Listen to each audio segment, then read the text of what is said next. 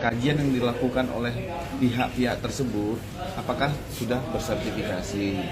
Pak, penegasan ya Pak, berarti dari analisa dan buku yang selalu diucapkan oleh Roy dan tersangka lainnya itu tuh bukan karya ilmiah Pak ya? Yang mana? Yang Analisa Roy diterbitkan buku white dari paper Pak. buku, dari analisa di mana-mana. Semua orang berhak untuk melakukan analisa menggunakan suatu aplikasi, suatu edukasi keilmuan, silakan. Tapi tadi yang disampaikan oleh direktur, ini adalah harus berdasarkan keilmuan akademis dan saintifik, bersertifikasi. Ada sertifikasinya, seperti yang dilakukan oleh penyidik menggunakan Puslapor Polri dengan ISO 17024 tahun 2017. Nah, kita kembalikan lagi, kajian yang dilakukan oleh pihak-pihak tersebut apakah sudah bersertifikasi. Orang yang melakukan itu adalah orang yang berkompetensi dan memiliki spesifikasi khusus nggak? Iya kan? dengan emang ahli digital forensik bukannya ya? Siapa? Si Pak Roy Suryo itu bahkan Si ada Rismon. Rismon itu kan bukannya ahli, dia akademisi. Yes, boleh saja, tapi karena orang apakah dia punya ijazah seperti itu, ada sertifikat khusus tentang itu, kan akan harus didalami.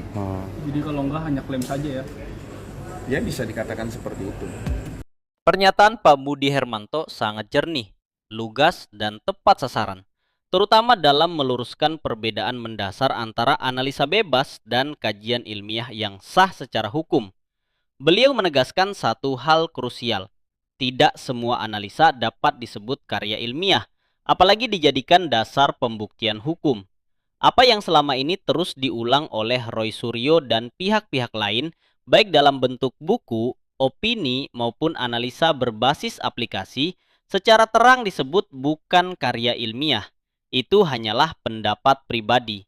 Semua orang memang berhak menganalisa, menggunakan aplikasi, atau pendekatan keilmuan tertentu, tetapi hak tersebut tidak otomatis menjadikannya valid secara akademik dan saintifik, terlebih dalam konteks penegakan hukum.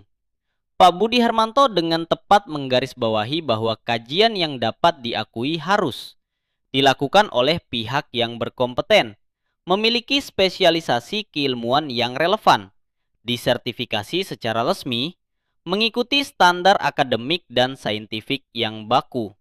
Contoh konkret yang disampaikan sangat jelas.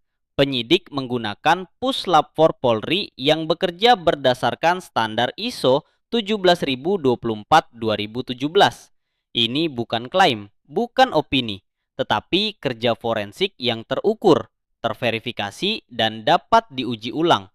Sebaliknya, analisa yang dilakukan Roy Suryo dan kawan-kawan tidak jelas sertifikasinya, tidak jelas otoritas keilmuannya, tidak dilakukan oleh ahli digital forensik bersertifikat, dan lebih banyak bertumpu pada klaim personal, bukan pengujian saintifik. Pertanyaan kunci yang dilontarkan Pak Budi Hermanto sangat mengena. Apakah orang yang melakukan itu memiliki kompetensi dan sertifikasi khusus? Jika jawabannya tidak, maka secara akademik dan hukum itu bukan kajian ilmiah, melainkan opini yang dibungkus seolah-olah ilmiah.